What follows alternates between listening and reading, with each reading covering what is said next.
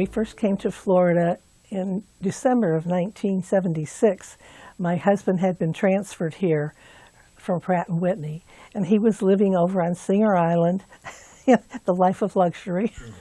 And so in order to look for housing or an area to live, I flew to Florida, landed in Palm Beach International Airport, got off the plane and went like, oh, I'd never had such humidity coming from California.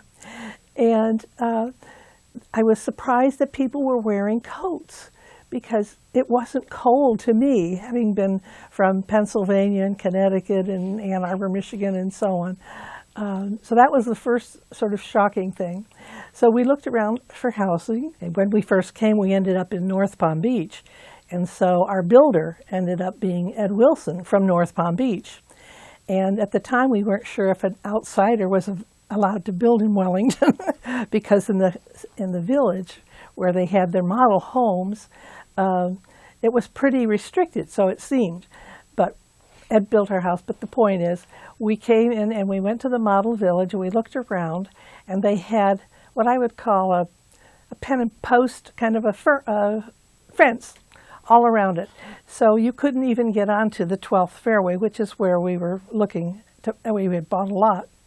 So after that, we used to have to circle all the way around and go up to Wellington Trace to get on the 12th fairway from the north, or the west as it is.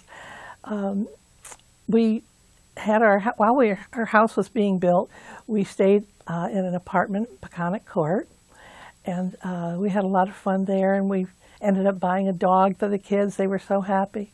At any rate, when we finally got the builder to come to the 12th fairway and build on our lot, at the time we were the only house on the golf course side, because there used to be a golf course there, thus the name the 12th fairway. And there was one other house up the street on the other side of the street. So it was pretty barren, and eventually we bought our lot, and we got our builder to start the building. And while my husband was working, I handled the contract and the construction group. So that was my job.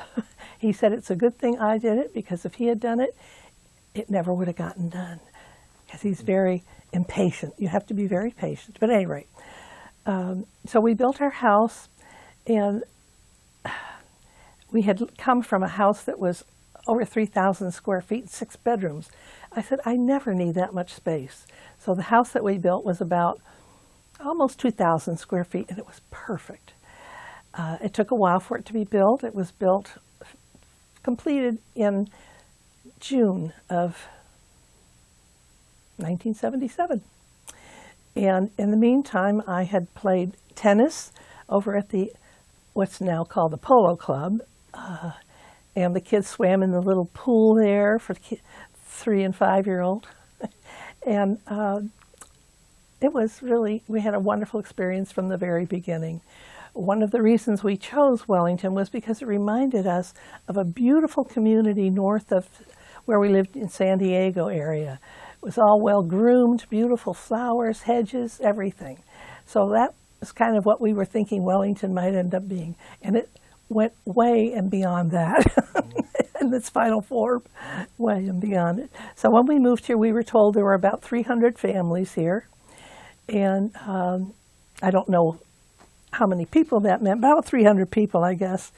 Gary Stribling was one of the prominent organizing builders.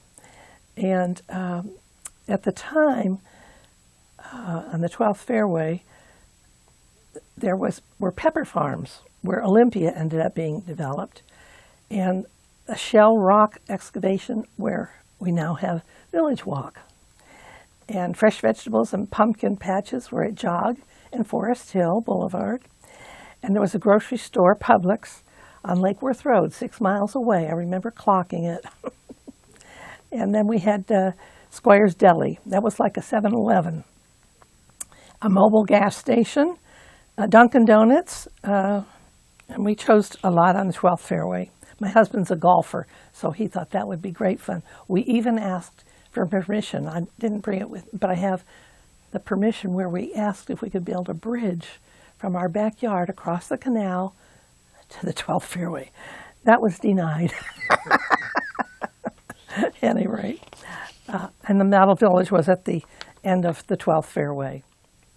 At that time, there were no churches, no banks, and Barnett Bank was on Lake Worth Road. And there were no branch banking at the time, so you had to do all your banking at one bank. And all of our doctors were on Flagler Boulevard. There were no doctors in this area whatsoever. And the schools that the children went to at the time were Roosevelt Elementary and Jeff Davis Middle School, which is now called Coniston, I believe. We were able to go to a friend's house on Guilford Circle and look at her house and get some ideas. She told me how to line my cabinets, but not with paper, because the cockroaches love to get under the paper in the cabinet. Some of the areas that were already built were Block Island, Sailboat Circle, French Quarter, and the South Shore Boulevard, which is what our street was named initially. Then they tried to change it to Inverness, but that was being used in Miami, and they couldn't use that. So they changed it finally to the 12th Fairway. So, winter we were finalizing the house plans. We lived here, visiting private nursery schools, of which there were 23 at the time, all through Palm Beach County. And club membership at the golf course was $150 a year. And you could play as much golf as you wanted for $150. So that was certainly wonderful. And there were golf, tennis, and the pool. I started tennis lessons, began ceramic classes down on Lake Worth Road. And one time I asked Ed Dickerson, who was the coordinating person at the Wellington at the time, I asked him if we could have golf lessons for the women, and he said, golf lessons for women? But he arranged it, and we had them. So my daughter was in nursery school at Haverhill Baptist Day School, and golf started on April 20th, and I started playing bridge on April 20th. We went to highlight games, which were, of course, available, deep sea fishing, Easter egg hunts, visits from friends and relatives, of course, which continues to this time, swimming lessons. And my daughter, at 2 years of age, was just dropped off the end of the diving board for swimming lessons. It was called Dive and Survive. I have a picture of her underwater with crying. But anyway, now she's got her own pool and her own kids, and she's doing great. What happened was I was contacted by Nan Boss, who was the Welcome Wagon representative hostess at the time, and she was gathering in Peconic Court, so I suggested inviting my neighbors over, then she could make the presentation one time and not have to do it 11 times or whatever. And so she came over, and I said, little did I know that that was the first step of the Women of the Western Communities, which is called today, and became friends with Nan, and she was with us until at the age of 54. She passed. But she's the one that kind of got everything started. In July, we moved into our house. As I said, we previously had a large house that was just way too much. And in September of '77, our oldest daughter started in first grade at Green Acres Elementary. They had over the summer changed from Roosevelt to Green Acres. They were trying to do less segregation and plain integration. Okay. A lot of kids went to private schools. Oh, in the fall, in September, our first hurricane, David, 1977. I have an aunt and uncle who lived in Boca. It was supposed to land in Boca, so they came up here in our house, and we had masking tape, which is so effective on your windows, you know, to prevent anything from smashing them. We've learned a lot since then. What we did was we started a lot of groups, and we would have a Wellington welcome wagon meeting. We'd start at my house, we worked out bylaws and did all of that. And by November, we had started interest groups. as I said, Nan wanted me to be the first president, so I was more appointed than elected. But I told her the next year I was going to go back to work, so if she wanted me to be president, it had to be 1977, 78. And actually, membership was nearly 100 to 96%. It was 100 to 96 people. We had a lot of people. Activities were social, with monthly luncheons, meetings, and what's now the Palm Beach Polo and Country Club. When we outgrew that, we met at area restaurants. On our lot, there were a lot of Muscovy ducks, which I had not encountered before, and a lot of cattle egrets. I don't think they call them cattle egrets anymore. I think they're just egrets, but at any rate. And I remember walking my daughter to the bus stop up the street from Susan Russell. She was the director of one of the preschools. And there were so many mosquitoes biting me that by the time I got back to my home, my legs were covered in blood. So they've solved that problem big time.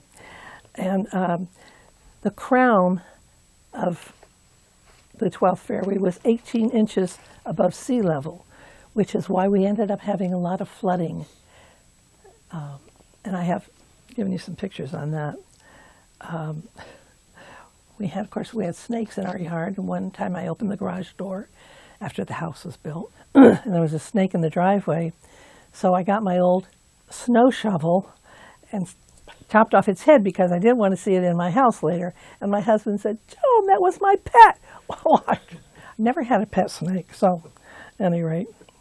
And I remember working at the house. There was one of the workmen. He was sitting on the counter in the kitchen, and I don't know if he asked me where I was from, but he called me a Yankee. And I had never been called a Yankee before. I'm a Yankee fan, yes, but a Yankee, no. I think Wellington is the perfect place to live. They have something for everyone, and I think the Village Council over the years have done a wonderful job in keeping up with things. Things that are negative, they've handled, and certainly increased the positivity of the city. It's wonderful. Like I say, when you come in, there's 300, and now there's 62,000, and you still love it, it's got to be great.